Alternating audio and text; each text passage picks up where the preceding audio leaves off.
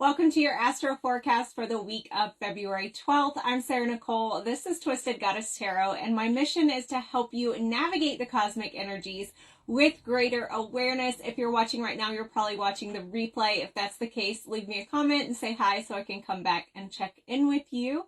If you're new here, we do this every Monday where I hop on and we chat about the astrological transits for the week and how they are going to be affecting us collectively. Now, of course, it's going to differ slightly individually based on your own birth chart and how these planetary transits are activating and interacting with your own personal birth chart.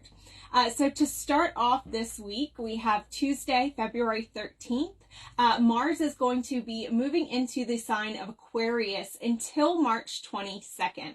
So as the planet of action and ambition, Mars is really the warrior planet. So as this warrior planet moves into innovative Aquarius, collectively, we're all going to be feeling more motivated by independence, by freedom, and by self-awareness. So you may feel more confident in marching to the beat of your own drum while Mars is in Aquarius. You may feel more like honoring your own unique way of doing things. You may feel more able to branch out and try new things, right? Because Mars is moving from this Capricorn energy, which is a little bit more strict, a little bit more tried and true, into this beautiful, innovative, expansive Aquarius energy. Feeling more led by excitement, feeling more led by curiosity. This is the energy of knowing what you want and trusting what calls to you. It's the energy of breaking away from the crowd and really embracing what makes you different. Now, just like we talked about last week with Mercury moving into Aquarius, this transit with Mars moving into Aquarius is also extra special because Pluto, the Lord of the underworld, is sitting at 0 degrees Aquarius. What does that mean? That means that every planet that enters Aquarius during this time has to pass through the underworld, has to pass through Pluto sitting at this 0 degrees Aquarius.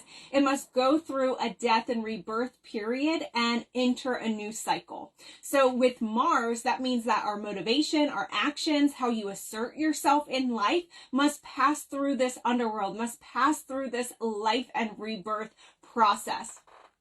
So a Mars and Pluto conjunct is going to call you to shed your old self and step into your power, right? So this energy can certainly be a bit harsh as well, possibly bringing up some power struggles. We don't step into our power without shaking things up a bit, right? Think about anyone you've talked to that has gone on the journey of healing people-pleasing tendencies will tell you that it brings up some power struggles. Some people in your life that are used to you being a people pleaser are like, whoa, what's going on here? And will label you as being defensive or as being aggressive when really you're just not being a doormat like you used to be. So yes, this can be, if you've read some posts that talk about how, Mercury moving into Aquarius conjunct Pluto or Mars moving into Aquarius conjunct Pluto can be volatile. That is true, but it all depends on how we're going to interact with that energy, right? It can definitely bring up some power struggles. So to cope with that, remember that Aquarius is the water bearer, right? It is an air sign, even though it is called the water bearer. That means that they hold the water separate to them. It collects the heavy emotions of the collective in its water jug and then transmutes them through the breath before pouring them back out to the collective. So all the while observing, not absorbing. There's a reminder to stay objective. You're being called to examine your actions and your ambitions and then bring them into alignment with your authentic truth while Mars is in Aquarius. Hey, Allison. So then on Friday, February 16th, we have the first quarter moon at 27 degrees Taurus. The first quarter moon occurs when the sun creates a challenging square aspect to the waxing moon, while the energy of the moon is building, is growing. So this square aspect does cause a little bit of tension. It pushes us to action, which makes the themes of the first quarter moon focus, momentum, and facing your fears. So when we talk about manifesting with the moon, we really only get 2 weeks of active manifestation time, from the new moon to the full moon. The other 2 weeks are the waning moon, when the light of the moon is decreasing, when we're being called to rest, to release, to reflect, to realign before that energy starts building again. So the first quarter moon is here to act as a reminder that we are halfway through the active manifestation part of the lunar cycle. It creates this tension to remind you that when you set an intention at that new moon that we just had, that Aquarius new moon, when you set an intention, if you just set an intention alone and then do nothing else, you're probably not going to see that intention come to fruition at the full moon like it is promised. The first quarter moon is here to remind you to take the aligned action needed to allow your intentions to come to completion. Manifestation is half magic and half actually foot on the ground taking action, right? We have to have the both of them combined to have our intention come to fruition. So when you take the actions that are within your circle of control, the universe will conspire with you to take the actions that are out of your circle of control. Also, any crystals, water, other spiritual tools that are charged under the first quarter moon are going to hold the energy of growth and taking action. And just a little reminder, any intention that you set on that Aquarius new moon that we just had on February 9th, it was squaring Uranus, the planet of unexpected change. So I was suggesting to everybody setting intentions to leave a little bit of wiggle room. Don't make it so specific. Leave some room for the universe to come in and maybe change or alter it a little bit, if you will, right? And this Taurus first quarter moon is just coming around and reflecting that suggestion again, as the card for the first quarter moon in Taurus says to release control. So it's, I'm taking the actions that are within my circle of control, and I'm letting all the what ifs, all the unknowns, I'm letting that all go, and I'm letting the universe sort that out. I'm having a little bit of faith and a little bit of trust that the aspects that I don't know how are going to come together are just going to come together as long as I do what I can, right? So, like I said, half magic, half taking the action, feet on the ground. Also, on this same day that we're having this first quarter moon in Taurus, on Friday, February 16th, we have Venus moving into Aquarius until March 11th.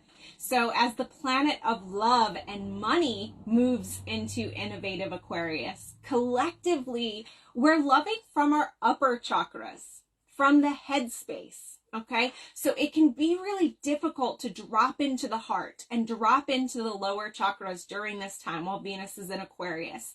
But the beautiful thing is we become more accepting of others, and we just kind of allow them to be who they are, right? And we also want the same from others. We want to be loved for our true, authentic self and not try to have someone change us or mold us. Now, again, this transit, Venus moving into Aquarius, is extra special this year as Pluto, the Lord of the underworld, sits at 0 degrees Aquarius, meaning that it must pass through the underworld and go through a death and rebirth period and enter a new cycle. So with Venus, this means our hearts, our relationships, our values in life must pass through this process, this life, death, and rebirth, this underworld process. So Venus and Pluto conjunct is calling you to shed any toxic connections and open up to healthy ones. So again, remember, Aquarius is the water bearer. It holds the emotions, the water element, separate from itself. It observes, it does not absorb. So there's some objective evaluation needed to your relationships. Sometimes the water element can get muddy, right? And so we have to remember that when we're evaluating this Venus, our relationships, our values, not just our relationships, our values too. We have unhealthy attachments to certain value systems, right? When we're evaluating this, we have to remember to maybe take the emotions and hold them a little bit separate from us and observe that from an objective standpoint, right? and bring those relationships, bring those values into alignment with your current authentic truth. And then one of the last ones we're going to talk about this week, Sunday, February 18th, we have the sun moving into Pisces until March 19th, and Pisces season begins as the sun moves into Pisces. So whether you're a Pisces or not, we're all going to feel this energy over the next month as the sun is beaming Pisces energy down to us. Pisces is ruled by Neptune, the planet of dreams, spirituality, and the subconscious. It is represented by two fish swimming in opposite directions, which embodies the yin and yang of Pisces existing in both fantasy and reality. In tarot, Pisces is represented by the moon card, reminding you to rely on your intuition and to examine the unseen often. So as the sun is going to be moving into the constellation of Pisces, you may feel called to dive into reflection. Pisces is the last zodiac sign, so it is really a time for integration of all of the lessons that you have learned while the sun was making its trip through the zodiac. It's a beautiful time to spread compassion to yourself and to others, and to tap into your creative and spiritual subconscious mind. It is a time to honor both the light and the dark that emerges from that space, from that subconscious mind.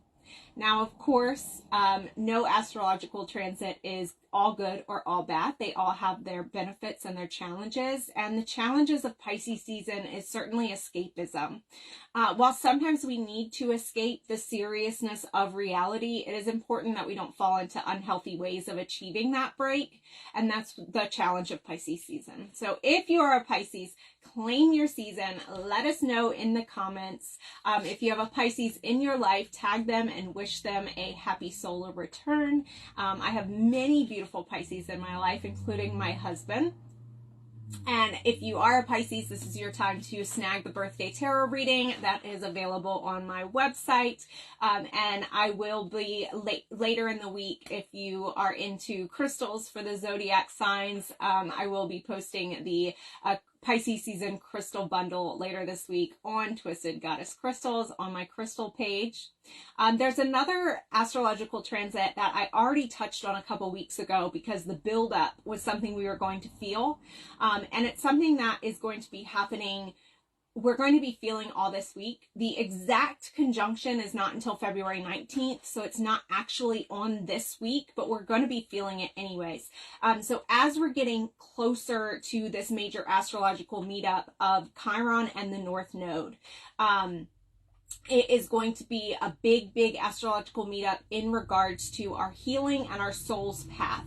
The North Node and Chiron are going to come into exact conjunction. It's starting February 11th, which was yesterday. It's going to stay within a 1 degree of conjunction until February 24th. The absolutely exact meetup is going to be February 19th, but like I said, we've already been feeling it for weeks. This is one of those that as they're slow moving, we feel these things for weeks and sometimes even months. In fact, we're probably going to feel this energy well into April when the solar eclipse occurs right in between the North Node and Chiron. And so when we talk about this, Chiron represents our deepest wounds, right? It represents those deep core wounds, sometimes from childhood, sometimes that we were born with that are just generationally charged, right? Our deepest wounds that when we learn to heal them or to accept them or to work with these wounds that we have, instead of operating from the wounded space, we unlock healing abilities within ourselves, right? To be able to help others who have gone through that, to be able to be the lighthouse for others. And so the North Node is our North Star. It's a very karmic point in astrology, and it points to the lessons that we have yet to learn, the lessons that we're meant to head towards, not our comfort zone, South Node, the lessons we've already been through, the lessons we already know how to navigate.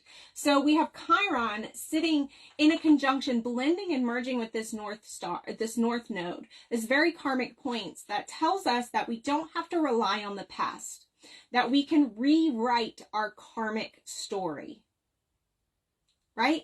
How beautiful is that? We can so the North Node tells us we can rewrite our karmic story. We can head towards something new, right? And Chiron is right there. So it's telling us that we can rewrite our karmic story around our wounds.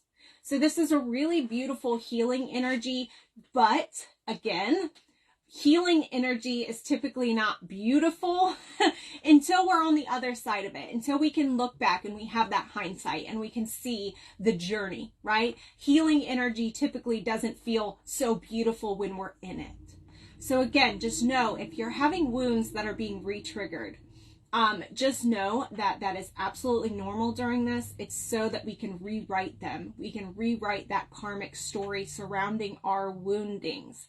Also, this is happening within the sign of Aries, and Aries is very much a headstrong, fiery energy. It's about, it's an initiatory energy. So I said a couple weeks ago when I talked about this that, if any new healing modalities come into your awareness during this time, that is not coincidence. That is absolutely a synchronicity. Because again, it's North Node. It's things we aren't familiar with, right? So if you're one, just for example, that typically goes towards Reiki for your healing, and you've never had a sound healing session, and sound healing comes into your periphery during this time, maybe that is the thing. Maybe that is the new thing that can help you assist with this, okay? So, and of course, apply that wherever it fits, okay? Hey, Jessica. All right, so that is our Astro Forecast for the week. If you missed it, the replays will be available soon, so you can go back and catch all the juicy astrological happenings this week. If you have any questions, drop them in the comments. So much love. Have a beautiful week.